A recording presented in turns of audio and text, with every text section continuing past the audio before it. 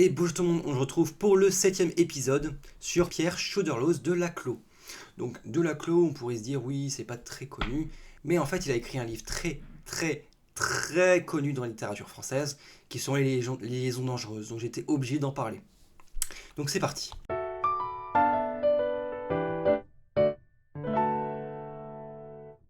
Donc Pierre Choderlos de Laclos nous permet de faire une passerelle entre l'abbé Prévost et Victor Hugo. Donc on voit qu'en fait il a vécu entre ces deux périodes. Donc il est né le 18 octobre 1741 à Amiens en France. Et il est décédé le 5 septembre 1803 à Tarente en Italie. C'est un officier de carrière et écrivain français, surtout connu pour son célèbre roman épistolaire qui sont Les liaisons dangereuses. Donc Laclos est associé au mouvement du roman épistolaire, comme Madame de Sévigné, ou du roman libertin et des Lumières. Donc Delaclos est né dans une famille de petite noblesse. Il est destiné à une carrière militaire. Il entre à l'école militaire à l'âge de 15 ans et devient officier directement dans l'armée.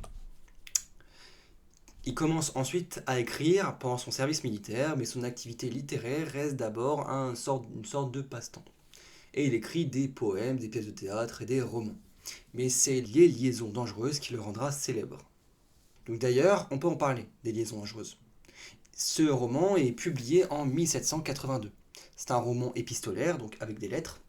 C'est des lettres, une copie à l'autre, il me semble qu'il y en a 105, qui dépeint les intrigues et les manipulations des nobles français du XVIIIe siècle. Donc le roman est rapidement interdit en raison de son contenu jugé libertin. Si vous voulez voir un exemple de texte des liaisons dangereuses, j'ai fait une vidéo, une lecture linéaire sur les liaisons dangereuses, c'est l'épisode numéro 4. Donc il va s'engager dans la politique pendant la Révolution française et soutient les idées républicaines. Il est élu député à l'Aisne à la Convention en 1792 et il tombe en disgrâce pendant la Révolution. Ensuite il est emprisonné pendant une brève période. Il va être ensuite exilé en Belgique après la chute de Robespierre en 1794 et va mourir en exil, c'est-à-dire en Italie, après avoir été nommé général de l'armée révolutionnaire italienne. Maintenant, petit quiz. Quels genres littéraires sont associés à Laclos? Le roman épistolaire, le roman libertin, le roman réaliste ou les Lumières? Donc là, il y a de nombreux mouvements. Donc nous avons le roman épistolaire, le roman libertin et les Lumières, mais pas le roman réaliste.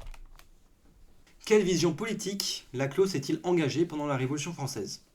Il soutenait la monarchie absolue, il soutenait les idées républicaines, où il était neutre politiquement, où il était républicain radical. Donc la réponse était la réponse B, il soutenait les idées républicaines. Cependant, il est tombé en disgrâce parce qu'il... longue histoire. Si vous voulez en savoir plus, il y a une page Wikipédia avec beaucoup d'informations, mais il est tombé en disgrâce. Je rappelle qu'il ne pouvait pas soutenir la monarchie absolue puisqu'il était du mouvement des Lumières quand même. Quand est-il élu député à l'Aisne? Donc là, c'est une question bien plus compliquée qu'avant. En 1792, 1791 ou 1789 ou 1794. Donc, je vous laisse faire pause et je passe à la correction. Il s'agissait de 1792. Voilà, merci d'avoir regardé cette vidéo. C'était des questions un peu compliquées cette fois. On se retrouve la prochaine fois pour voir un grand auteur de la littérature française, Victor Hugo. En attendant, à la prochaine. A plus!